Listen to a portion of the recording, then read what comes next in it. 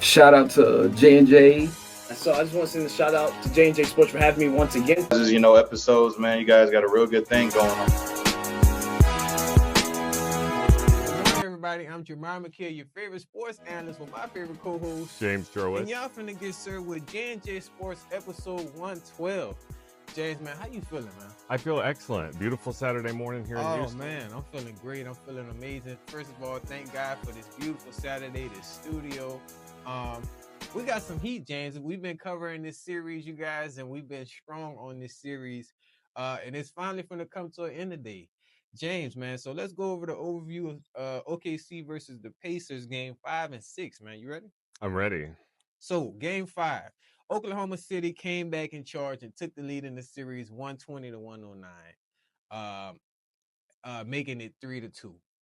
I was very impressed by OKC in game 5, James. I mean, what they did was just it was exactly what I was talking about as far as defense, as far as doing a little extraordinary. Did you catch this game 5, man? Yeah, and game 5, that's when OKC really put everything together and were playing probably the best we've seen them play. Definitely this was the best that we've seen them play as far as just having both offense and defense on both sides, making it hard. Just to get us started, man, what was OKC's major advances in this game 5? I think that major focus that they had on defense and just their major focus they've had on defense throughout the season going into the postseason, has definitely been helpful. I would have to say the same thing. Their good defense, I say this, just the ball moving and control was just, it's like they took authority in this game, and they made it real hard for them. And I think they was a little bit more aggressive this time around for this game 5, which that's what we want. That's what we want to see. We want to see, don't just let them have it, like really make them work for it. So also Tyrese did get hurt in this game 5, James. I don't know if you've seen that clip.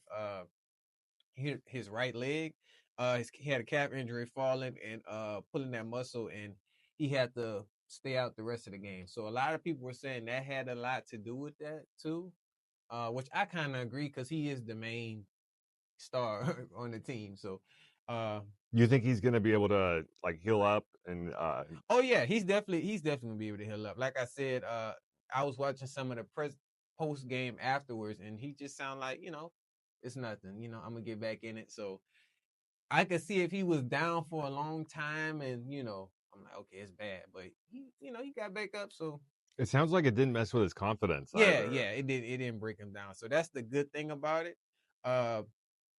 But game 6, we're gonna I'll let you guys know if we've seen him in there. And then the second question: how can the Pacers tie this thing in game 6 to go to the game 7, man? Because it's at this point it's 3-2. What do they need to do? They got to play some of the hardest basketball they've ever played. I mean, this is, OKC is a challenge, and going into this, they were underdogs. So I don't know if anybody really saw them this close, although I know you had some predictions for. Yeah, definitely. Especially with Shai getting the MVP, I knew, like, dude is he's just like a problem on the court. Every time I watch him, it's like, can't nobody really, it's either somebody's not really playing defense on him, or he's just hard to kind of control in that paint. So I think that's what it is. Like, I agree with you. They would have to match OKC energy as far as this game 5, making it harder as well. Seeing, because I know they probably didn't expect OKC to come the way they did, especially what the Pacers did in game 4. So it's like, yeah, for sure, you guys. So, and then if we get into the player of the game for this game 5, man, I had to give it to Jalen Williams, man. 40 points, 14 from 25 from field goal range. Dude was phenomenal. He's another one that's like, he's real hyped up and pumped up for the game. How you feel about Jalen Williams, man? He's pretty decent. Yeah, I think he's one of the standout players so far of the finals. Just looking at both teams. You guys, I think he's like the secondary player under Shai Alexander. Because, like, say if Shai is not really playing, he's the guy that would take over for OKC, in the game. So, shout out to you, man. I had to give you that shout out. And if we get into some of the key points for this game, man, the team's ball movement and steals early in the first, second quarter. Halliburton's injury, of course, and then Shai assist game. I mean, James, he was passing it left and right. I like the fact that you know you can score, but you're not selfish. If you see a better opportunity, you give it to that player. So I like players like that, James, for sure. But we'll keep you guys updated. That was game five overview, 3-2. So let's get into this game 6, James. This is what we've been waiting for right here. It is. James, I was getting nervous thinking about this, man, but that I might lose this bet against you. But guess what, man? We're going to game 7, right? Pacers came back, won game 6 in this series. We finally get to see who the 2025 NBA champions will be, James, tonight. Just to get us more in depth, how did you expect this game 6 to turn out after everything we kind of just reviewed with 5? What were you expecting with this game 6? I was expecting Oklahoma to, get it together and OKC to win the game handily and maybe just end the series right there. That's kind of when I thought Halliburton got hurt. That's kind of what I thought was going to happen. Like, okay, they finna dog him out this last game, big lead, But once I seen Tyrese was playing, I'm like, okay, well. This definitely says something about the Pacers' teamwork. Yeah, and just how cohesive they are. Yeah, they don't quit. I mean, that's how you know how bad they want it. Like somebody wants it. So for me, I would have to say I was nervous for the Pacers mainly because of that injury, but he came back to play, James. He was showing out for sure. The plays, what's one of the plays that stood out to you, man, in this game? Because it was a lot that I would say probably TJ McConnell's 2 missed foul balls. I know. Those definitely stood out to me. Yeah, man. I'm going to have to say the block pass from the Pacers with a 3-point lead, that was an amazing play. And I'm going to get into the player of the game for this game 6. The 2 steal passes from Halliburton. This is what I like to see, James. He knows he's the main scorer, the main factor, but if you could come out and really help on defense, that's how you can change the game for OKC. You know what I mean? Like, I seen him getting steal passes.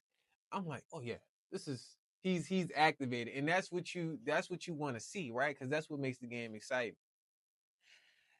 James, this game 7 will be an epic battle. Do you think both teams will play good defense, and who do you think will take this game 7? They need to play excellent defense. I kind of looking at game 6. One of the things that kind of stood out was the lineup in the third quarter that OKC put out. And that almost was in the Pacers' favor. They were playing the kind of basketball that the Pacers wanted to because it was the smaller lineup. Right. I noticed. My thing is, can they do it back to back? Because what I've been noticing, James, it's been a back and forth match. 1 win, 1 win, 1 win. It's like, that's what makes it the nail biter, you guys. That's what makes it nerve-wracking. Like, who's going to really take this one, Yeah, more entertainment for the fans is always good, too. Right. So, if we get into the player of the game, I'm going to have to say, like you said, man, TJ McConnell, he was all over the place, James. And he really made himself known in this game 6, you guys. I don't know if y'all paid attention, but he made himself known with only 12 points. But I'm talking about steals, defense. That's the type of player you want. If he could play like this tonight, hey. One of the things I really loved about TJ McConnell, too, was after the game during a press conference, his dad came over and kind of crashed the press conference, and he was so excited. He had big smile on his face. He was talking about how he was always harder on his son than his daughter because Megan McConnell, his TJ's sister, is in the WNBA. Okay, right. No, man, he showed out for sure. Like I said, where you been at, man? You definitely popped up in this game. So we're going to see, can you do that same thing for game 7? But yeah, 12.6 from 12 from field goal, all over the court, offense and defense, man. Shout out to you. I had to give you the player of the game. But you guys, this is the moment of truth. Game 7 tonight. Super excited, and we're dropping this segment for game 7 tonight. So you guys, please stream that. I'm excited. We've been locked in, and then the next show, we'll announce the winner and see what the bet is, James, for sure. But we got some sports news of the day, man. You ready? Ready. First up, J&J Sports. Coming to y'all live in 2025.